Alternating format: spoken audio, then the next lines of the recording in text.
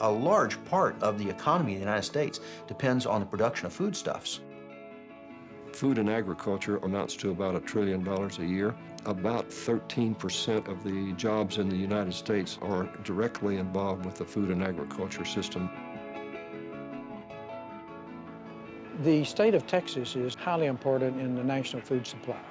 We have the largest cattle population in the nation. We have around 20 million head of animals in our state. We're a big exporter of beef and of pork and chicken and so forth. California and Texas provide probably 30% of the food supply of our country. Anything that interferes with our production system affects the national food supply as well. The need is to prevent introduction of bioterrorist agents that would interrupt our food supply and make our food supply unsafe. When the Centers for Disease Control and Prevention consider the list of agents that they're most concerned about, if you take their top 10 agents, one of them is smallpox, which is not transmissible between animals and man. The other 9 agents are oral zoonotic diseases, which are the diseases that are transmissible between animals and man. And generally speaking, if you just look at the distributed nature of agriculture, the openness of the industry, the accessibility of it, it's clear that it would be very easy for an intentional attack to be made against parts of the system. People have been following the story of bird flu, and they know that when a disease mutates, that it can spread rapidly through a population that hasn't seen that disease before. Using the example of foot and mouth disease, the farmer goes out to check his animals one day. Let's say they're cattle. He notices that some of the animals are limping and that they are slobbering or salivating. He puts the animal into a pen, examines it, and lo and behold, there are blisters on the tongue. And he looks at the hooves, and there's blisters between the claws of the hoof. He said, well, I've never seen this before. That triggers a whole series of events in this incident command structure.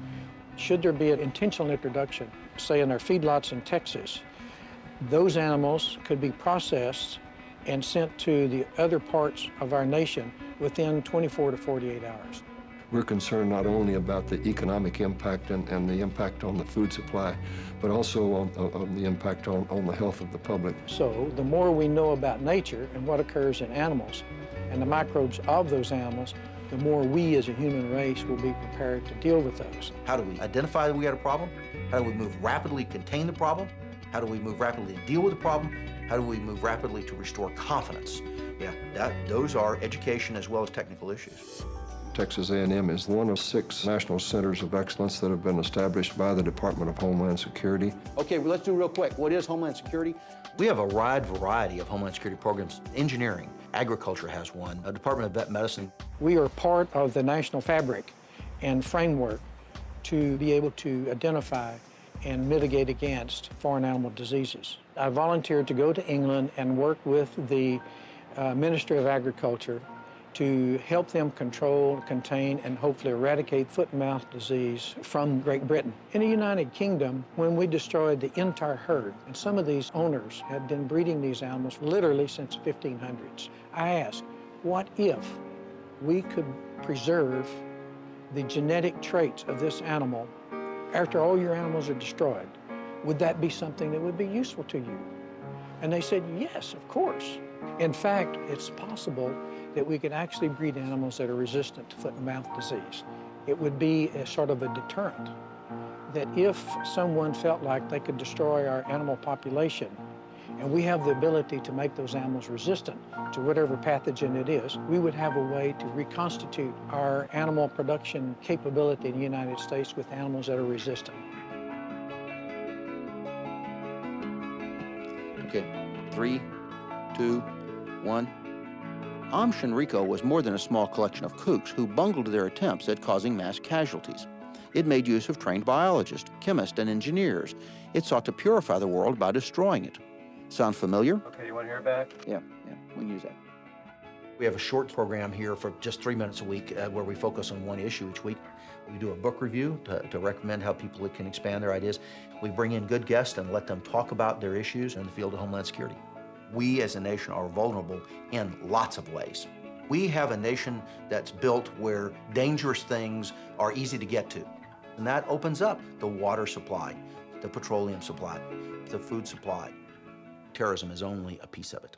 The real issue is the free flow of information that allows small people now to have access to big weapons. The things that the Russians could not do in their $100 billion biological program in 1980 can be done in many good high school labs today.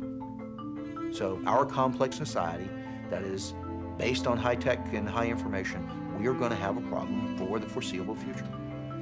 What we do here at the Integrative Center for Homeland Security, ICHS, is to look at the entire range of Homeland Security issues and then find the educational, research, and outreach needs for people outside the university and match them with capabilities of this university.